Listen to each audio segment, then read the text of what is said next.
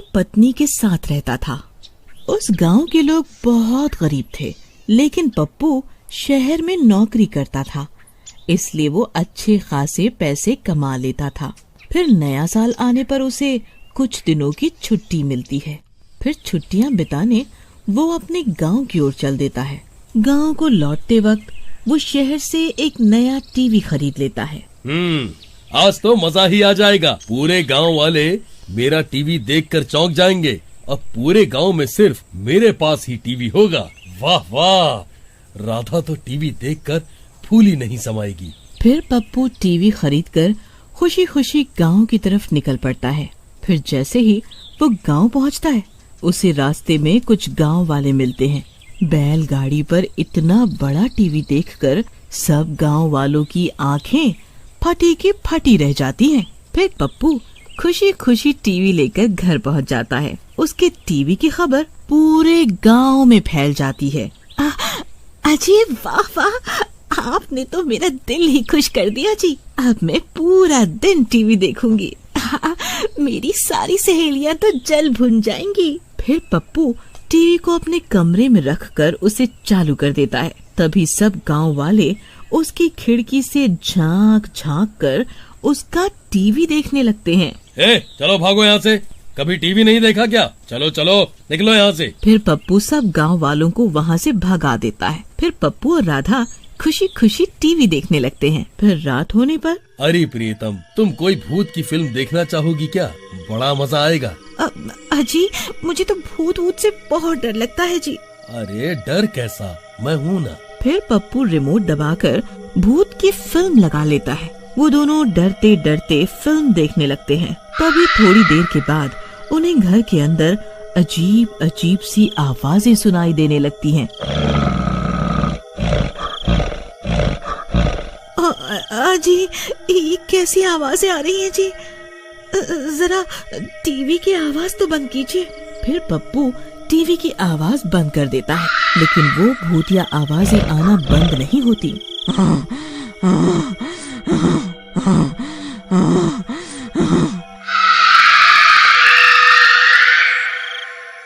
अजी ये आवाजें टीवी की नहीं है जी, ये तो अभी भी आ रही हैं। मुझे तो बहुत डर लग रहा है। आप ये भूतिया फिल्म बंद कर दीजिए, मुझे डर लग रहा है, मुझे और नहीं देखनी। फिर पप्पू भी डर के मारे टीवी बंद कर देता है और वो दोनों डरते डरते सो जाते हैं। तभी अचानक से टीवी खुद ब खुद चालू हो जाता है और वो डरावनी फिल्म शुरू हो जाती है। तभी टीवी की डरावनी डरावनी आवाजें सुनकर उन दोनों की नींद खुल जाती है। कौन है? अजी ये कमबख्त टीवी खुद ब खुद कैसे चालू हो गया?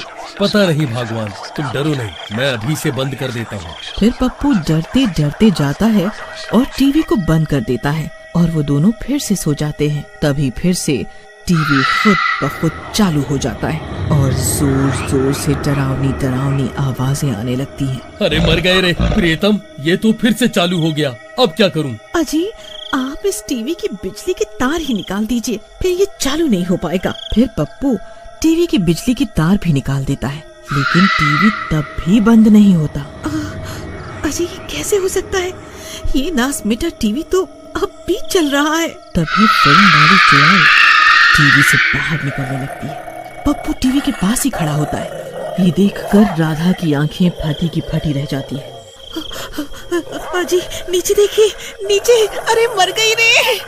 तभी वो चुड़ैल पप्पू की टांग पकड़ लेती है।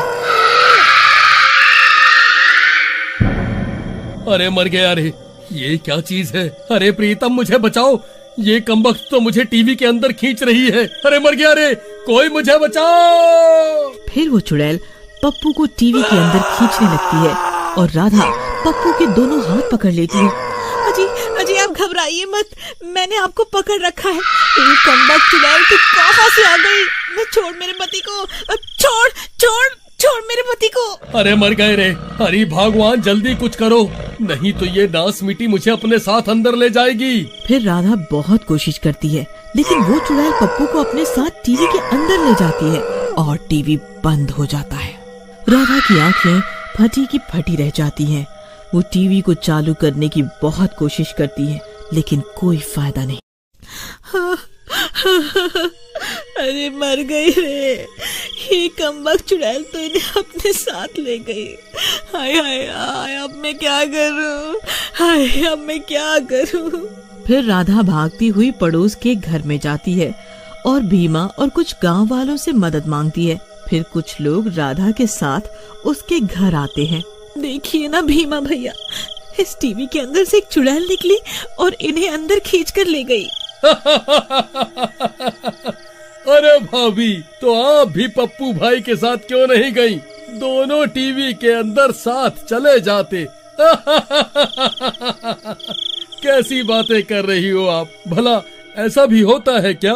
फिर वो सब गांव वाले राधा का मजाक उड़ाने लगते हैं। चलो भाई चलो, लगता है राधा बहन का दिमाग खराब हो गया है। फिर सब गांव वाले वहाँ से चले जाते हैं और राधा हैरान परेशान होकर टीवी के सामने बैठ जाती है। हाजी, आप कहाँ चले गए? अब मैं क्या करूं? इन गांव वालों को कैसे यकीन दिलाऊं कि टीवी की चुड़ैल आपको अपने साथ ले गई है? वहीं दूसरी तरफ उनकी टीवी की खबर एक चोर तक पहुंच जाती है। तो पप्पू शहर से नया टीवी खरीद कर लाया है। उस टीवी पर सिर्फ मेरा अधिकार है। आखिर कोई भी कीमती चीज कल्लू चोर से कैसे बच सकती है? फिर कल्लू चोर पप्पू के घर की तरफ चल देता है। आधी रात हो चुकी होती है। पूरे गांव में सन्नाटा छाया हुआ होता है। इसी का फायदा उठाकर वो चोर पप्पू के घर में झांक कर देखता है। उसे वहाँ टीवी दिखाई देता है और पास में राधा सो रही होती है। ये औरत तो सो रही है। यही सही मौका है। इस टीवी को यहाँ से गायब कर देता हूँ। फिर कल्लू चोर दबे पांव घर में घुस जाता है और धीरे से टीवी उठा लेता है। राधा को कुछ पता नहीं चलता और वो कल्लू चोर दबे पांव वहाँ से निकल जाता है। अरे वाह वाह, आज तो मजा ही आ गया। फिर कल्लू चोर वहाँ से भाग जाता है और अंधेरे में कहीं गायब हो जाता है। फिर सुबह होने पर राधा की नींद खुलती है। टीवी को ना पाकर वो हक्की बक्की रह जाती है। अरे मर गई रे, इन्हें कौन उठा के ले गया? अरे मैं तो लुट गई रे, मैं तो बर्बाद हो गई। मेरे पति को कोई टीवी समेत उठा कर ले गया। अरे गांव वालों, गांव वालों, मेरी मदद करो। अरे मैं लुट गई रे, बर्बाद हो गई। फिर राधा की चीख पुकार सुनकर सब गांव वाले उसके घर पहुंच जाते हैं। अरे राधा बहन, क्या हुआ? इतना चिल्ला क्यों रही हो? अरे भीमा भाई, कोई कमबख्त मेरे पति को टीवी समेत उठा ले गया। अरे मर गई रे, हमारा टीवी चोरी हो गया। लेकिन बहन, पप्पू भाई कहाँ हैं? उन्हें बाहर बुलाओ।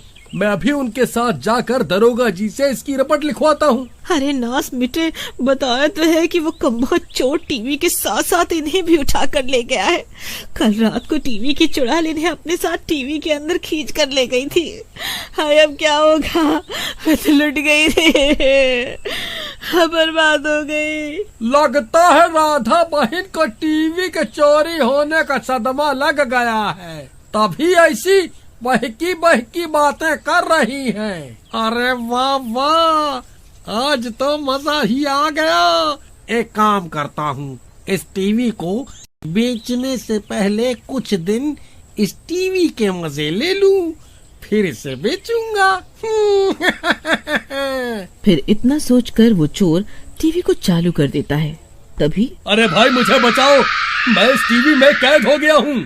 कृपा करके मुझे यहाँ से बाहर निकालो, नहीं तो ये चुड़ैल मुझे मार डालेगी। अरे ई कैसी फिल्म है भाई, चलो आज इसी के मजे लेते हैं। अगर आप इसका अगला भाग देखना चाहते हैं तो कमेंट में